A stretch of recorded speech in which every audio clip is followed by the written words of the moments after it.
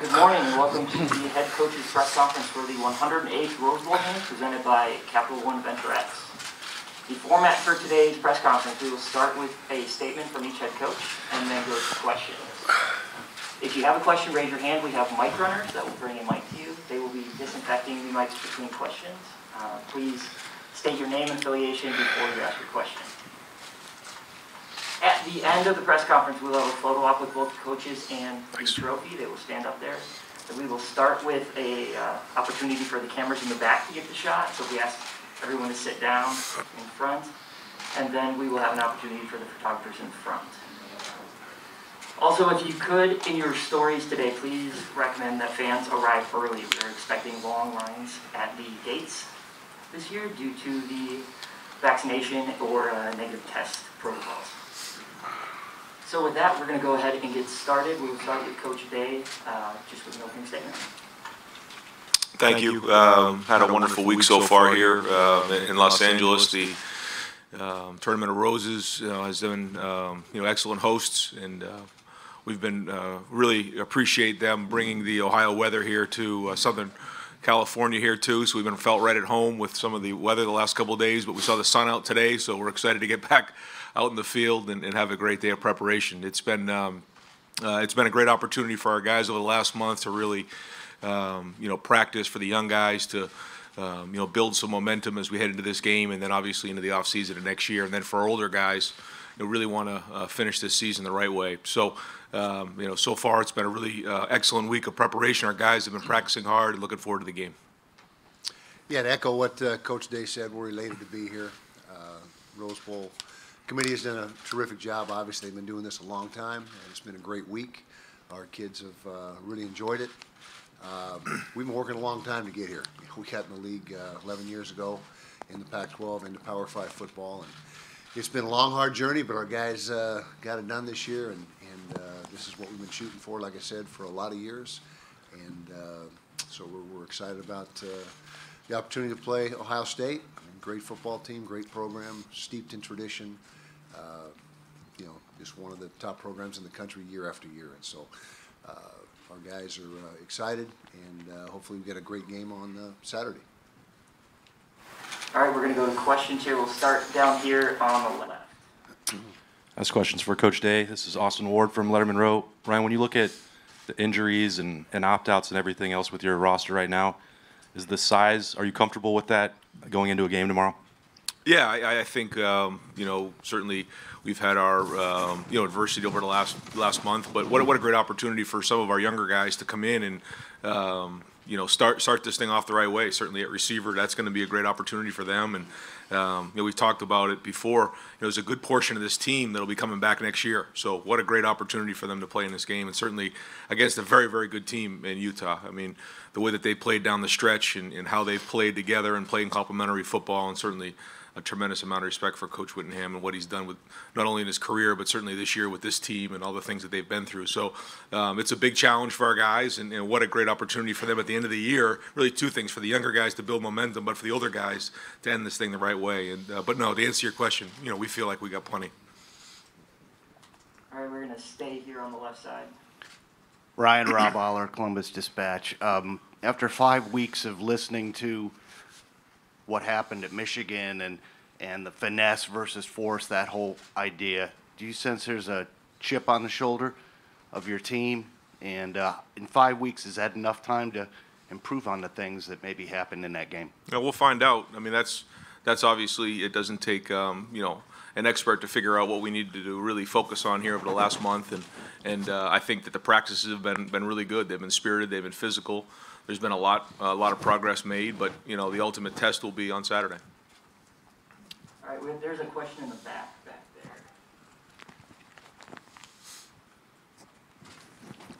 there. Paul Keels from WBNS Radio. Kyle, if you would, talk a little bit about Ohio State's team and what they do that concerns you the most.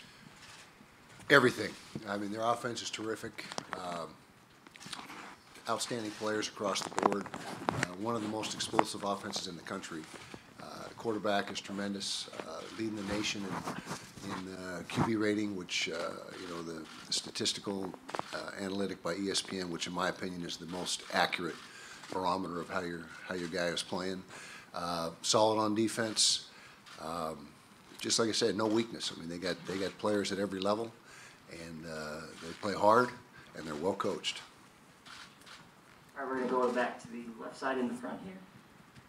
Ryan, Joey Kaufman, Columbus Dispatch. Chris, you said on Monday it opted out of the game, but it's continued to practice this week. Is there any chance at the last minute he would have a change of heart about this game? I don't think so, but certainly we would be excited if he did. I just have so much respect for what Chris did coming back this year. He certainly had an opportunity to be, possibly, end of the first day, early second day pick coming out of last year. He decided to come back and really did a great job in leading, and then didn't want to leave the team. Wanted to stick with it through the bowl and practice and be around our players and our guys, and that meant a lot to him. Certainly being from Southern California, so I don't expect that to happen, but you never know. All right, we will go to the middle section, third row. Kyle, when you consider Covey and what he's done during his career, is there a moment or a game, is there anything that stands out to you more than everything else? Not really, just his consistent leadership that he's brought to the football team. His attitude, his personality is just infectious amongst his teammates. One of the best leaders that's ever come through the University of Utah. Tremendous player, obviously, on the field as well. I mean, he's done so much for us as a slot receiver, as a punt returner, kickoff returner. And so he's just meant so much to our program for the last 12 years, or however long he's been here. And we're excited that he's got one more chance to play with him again this weekend. All right, second row on the left. Ryan, Bill Rabinowitz, Columbus Dispatch.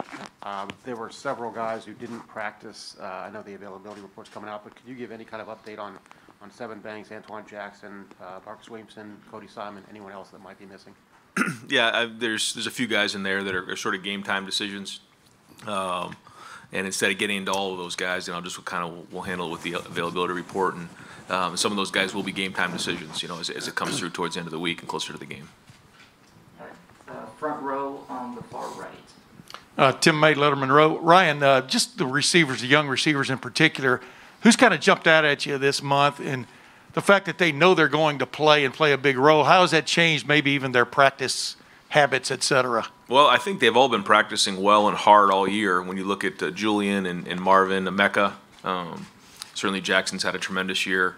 But those guys in particular, I think I talked to Marvin about it the other day. When you think about Chris's freshman year, nothing really happened until that last game against the team up north, and he had 2 touchdowns and block punt, and all of a sudden his career took off. And so, and I mentioned to both of those guys that's kind of happened that way in the receiver position. You think about Garrett Wilson, same thing. His freshman year, he kind of popped it in that last game, and then went on and played pretty well in the Clemson game. So they've really worked hard this year. I think they're both very mature. But Julian Fleming also now has an opportunity. He's played some before, and they've practiced well. What we see in practice is not what everybody else sees. So they were behind 2 very, very good receivers, and so now it's time for them to step up and play. They came here for a reason, and what a great opportunity and a great opponent to do it against. All right, we'll go all the way to the back, far left corner. Brendan Gulick, Buckeyes Now on Sports Illustrated. A question for both coaches, and Coach Wittingham, why don't we start with you? I've talked to a number of players on both teams this week who have made comments that maybe they didn't watch the Rose Bowl growing up, and that it wasn't part of their New Year's Day repertoire. I'm curious how you guys have gone about teaching the history of this game to your team and getting them to understand just how important and historic an opportunity to play in the Rose Bowl is. Yeah, well, just from our perspective, I think our guys, most of them get it and understand the history of this game and being the granddaddy of them all and all that goes with it. I grew up down here first 14 years of my life, so I was certainly been aware of the Rose Bowl and its importance since day one. But we've had conversation about the tradition and what it means to be in this game and how long this game's been around and the whole 9 yards. And so I feel like our guys are pretty well versed and up to speed on the magnitude of the football game. We have a percentage of our team that played in this game 3 years ago, so they know, and they talk to their teammates and they understand it. And I think the thing that's more significant is that there's 2 years of guys who haven't really been through a bowl experience before on our team just because of last year and the way things played out. So going through this process has been great for them, and they've really enjoyed their time here, and they understand how big of a game this is. We have a question in the second row on the right. Hey, Josh from KSL.com. Kyle, you talked about this has been a long road for you to be able to get here. Was there a turning point maybe this year or any other years that you could say that kind of allowed you to feel like this was actually a possibility? No, I don't think there's any one particular turning point. It's just been a steady improvement in recruiting, and that's what college football is all about. It's all about recruiting and personnel. And when we got in the league, we had some deficiencies, particularly on the perimeter in the skill positions. We weren't quite as athletic and fast as the other teams. We felt like we matched up at the line of scrimmage. That's been since day one. But it's taken us some time to steadily improve that roster year after year. We got to the Pac-12 championship game 3 of the last 4 years, finally got over that hump this year, and was able to break into the Rose Bowl. And so, it's just been a process. It's been a steady process. There was no one moment in time that made the tables turn. We just kept at it. A great tribute and credit to our assistant coaches. They're the guys out on the front lines in recruiting, identifying the talent, and bringing the right guys to the table. And I just give them all the credit. They've done a great job of assembling this roster and finally made it. So that's where we're at. All right, in the back row in the center section. Kyle, Matt Andrews, WBNS Radio. After a 1-2 start, a couple back-to-back losses, what were some of the key turning points for your team this year? Well, first of all, the change in quarterback. It was game 3, a little past midway point in the fourth quarter. We were down big to San Diego State. Thought we needed a spark, made the change, put Cam Rising in the game, provided that spark immediately. Brought us all the way back to triple overtime. We ended up obviously losing the game, but it was very apparent that he was what we needed. He proceeded to start the rest of the season and just got better and better as the weeks went on. You combine that with the offensive line struggled early in the year offensive line-wise. Once we got that position settled in, or that group of 5 settled in and playing well together, that certainly helped our cause. And then the emergence of Tavion Thomas, our running back, that was huge. We had some fumble issues early in the season, but he got the ball security situation fixed, and then once he started getting some momentum, that made us a lot more physical in the run game. And then defensively overall, we have a lot of freshmen that start. I think we have 8 or 9 on the field at a time. During some portions of the game, and just to watch those guys grow up and get better and better week after week, that was probably the other thing that allowed us to finish the way we did. All right, we're going to stay in the middle section, just one row forward here. Eric Lampkins, the second Culver City Observer. This is for both coaches. Coach Day, starting with you. Excuse me. How has your conference prepared you for the team that you're going to be facing tomorrow? Well, in the Big Ten, certainly the last 6 games, that last 6 games was a strong run. We had to bring it every week, and I do think that Utah is similar to some of the teams that do play in the Big Ten. They line up with several tight ends. They have different ways to attack you, but they want to run the ball, control the game, play complementary football, play excellent on defense, don't give up big plays, and so I just think that our conference, week in and week out, you have to bring it. And so, I think that it prepares, all the teams in our conference to play well. Just looking at how things have gone the last couple of weeks, the Big Ten's played well in conference play, and I think that's just because of the high level of play in our conference. Same question for me then? Yes, sir. Okay, well, we pride ourselves on being a physical team. That's our one of our starting points for our program is physicality and preaching it, recruiting to it.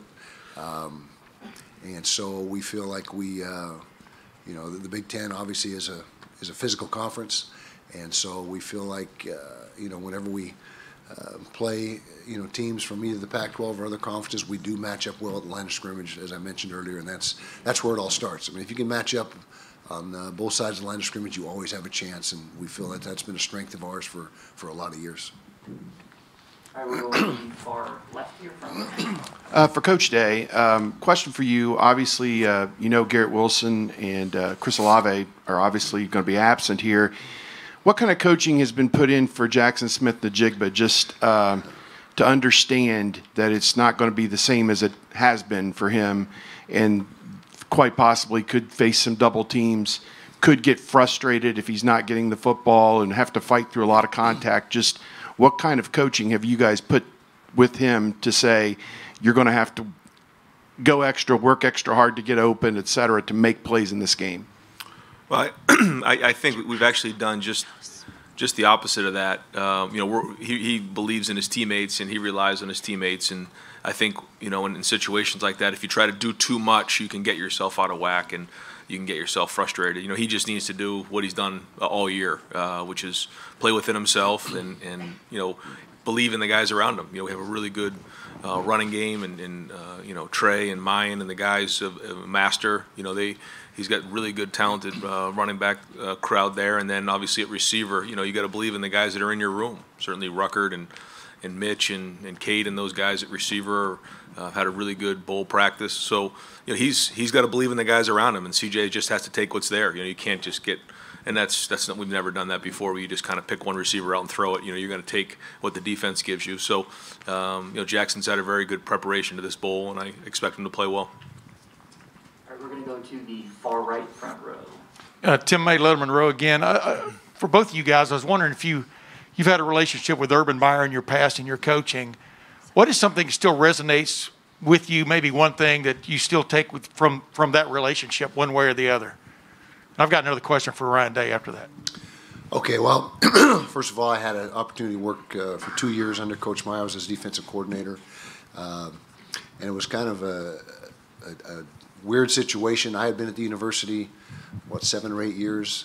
Our head coach was let go. I thought I should be the guy.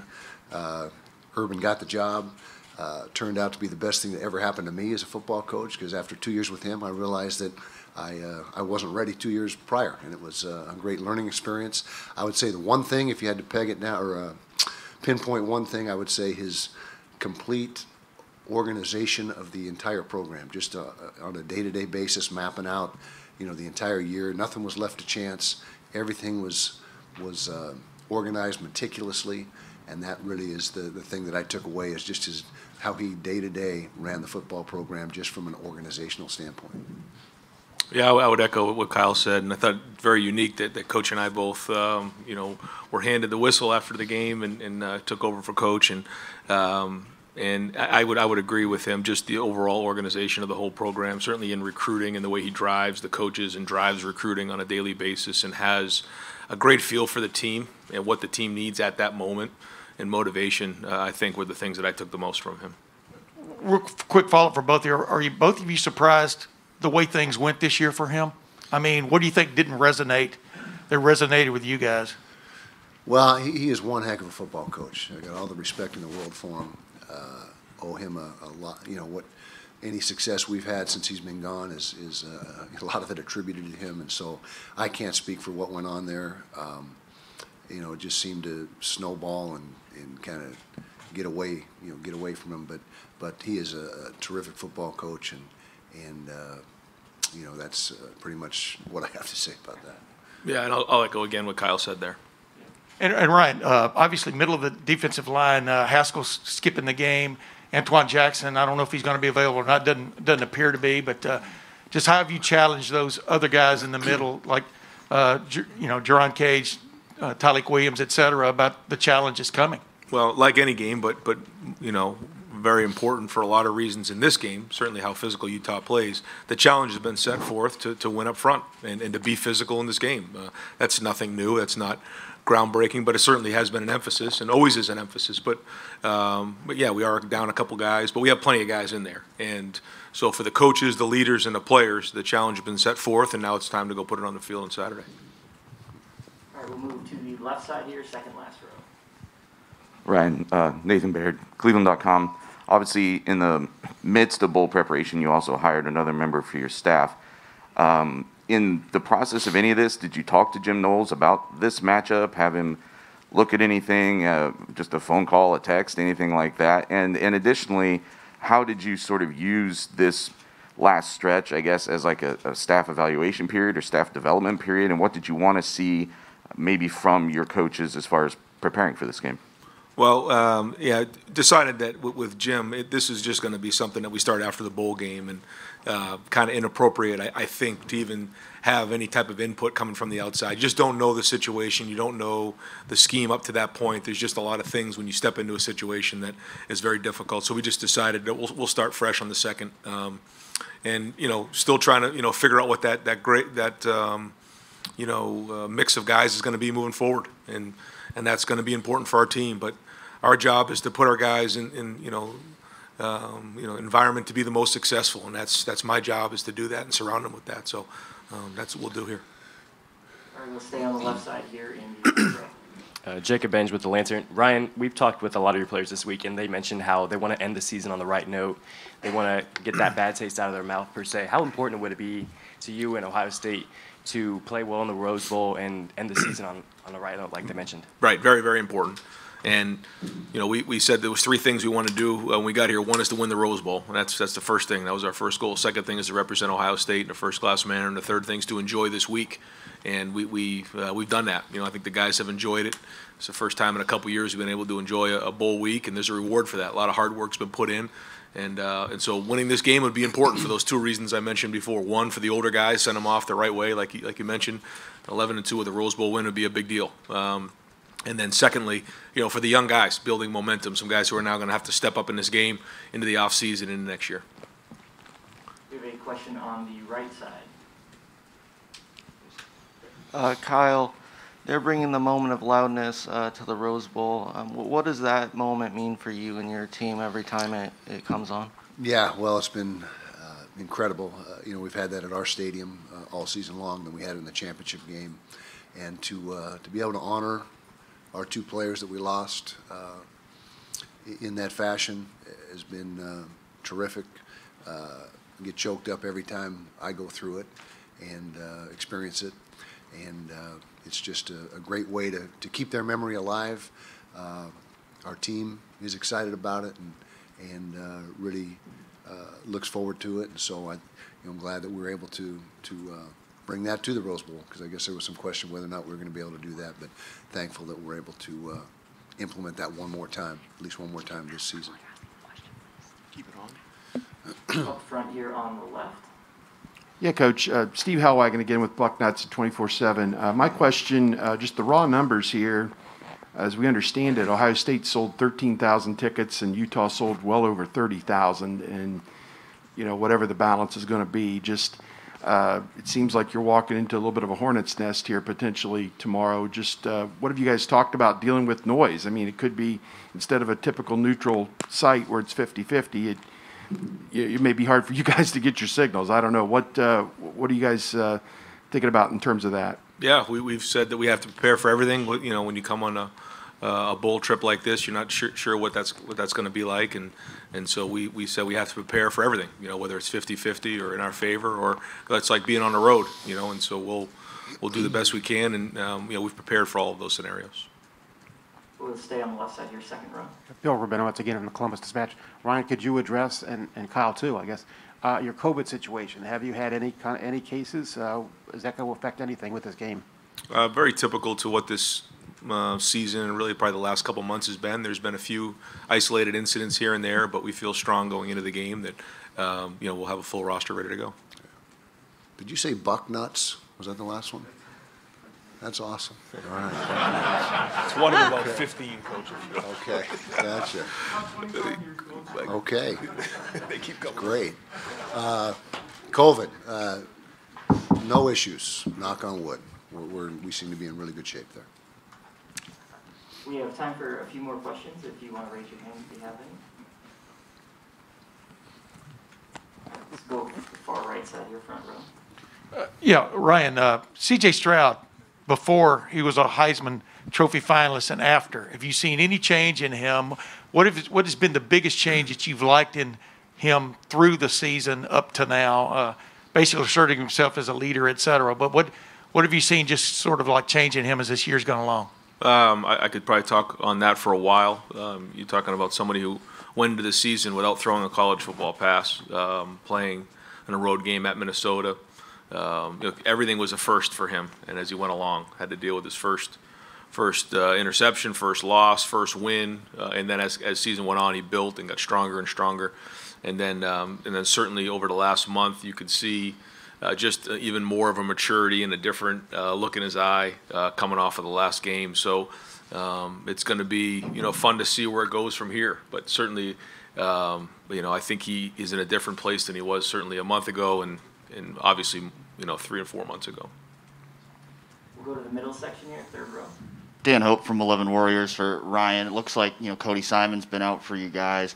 Cade Stover's been getting in some work at linebacker. Just where do you feel about that linebacker situation going into this game, and what kind of role could Cade potentially play at that position? Yeah, we've had Cade kind of going on both sides to try to help us out. As you know, Cade came over from linebacker, and so we've been a little bit light there going into the bowl practice. We feel a little bit better about the depth now, but yeah, I mean, Cade's prepared to play in this game. He's been excited. I think he's done a very, very good job in bowl practice, so bringing an edge and bringing a toughness over there. So I know he's excited about it. He's fired up. So we'll kind of see how it goes on Saturday. All right, we're going to go to the right side, second row.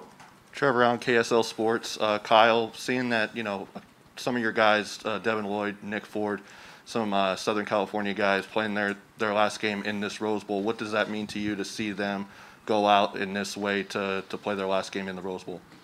Well, first of all, we're elated that they're playing. Devin's a first-round pick, maybe a top 10 pick, and for him to want to finish with his teammates and see it through and complete the season, I think that's awesome. And Nick is also a draft choice potential, and so to have them both with us is big positive. It would be great to see them have success here in their last game down here in their home turf. And, just to echo what Coach Day's been saying, we too would like to send the seniors out the right way and the upperclassmen that are going to be leaving. We have several juniors that will be leaving us this year, and that's important. And we're doing everything working towards that end to see if we can make that happen. All righty, one last question. We're going to go to the far back left corner. Question for Coach Day. Brendan Gulick, Buckeyes Now again. Coach, you mentioned that this is a week where you've been able to enjoy the bowl experience because the last couple of years maybe you're more focused on the fact that it was a playoff game.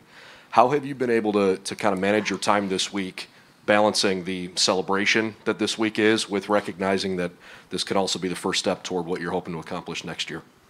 Well, I think even more importantly, just last year not having the week to be at the site, I think is significant. But I think that's why you work so hard back home. You put the game plan in, and that's the way we do it. We'll go through the whole game plan back in Columbus, so that when we get here, it's like repainting the bridge, so that we can enjoy and smell the roses, for lack of a better term, and enjoy where we're at in the bowl site. And for a lot of our guys, they have not been here to Los Angeles. They haven't been to Southern California. This will be a once-in-a-lifetime opportunity to play in the Rose Bowl. So those are all the things that you don't always get an opportunity to do, when you're so stressed out about the game. But I think it's important for our guys to do that because they work so hard, and these are the type of things that they're getting rewarded with. They should be able to enjoy. All right. Well, thank you, coaches. If we could have you stand on either side of the trophy there for the photo opportunity. We're going to ask everybody to please stay down in the front so that the cameras in the back can get their shot first. Yeah.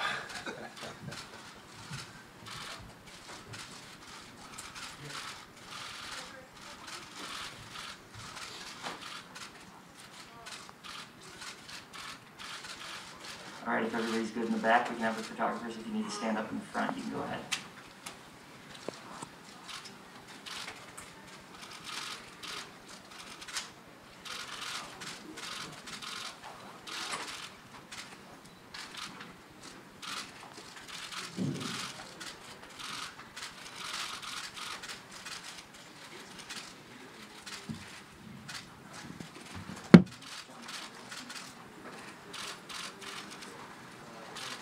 All right, thanks, guys. If we can have everybody stay seated for now until the coaches get out, that would be great.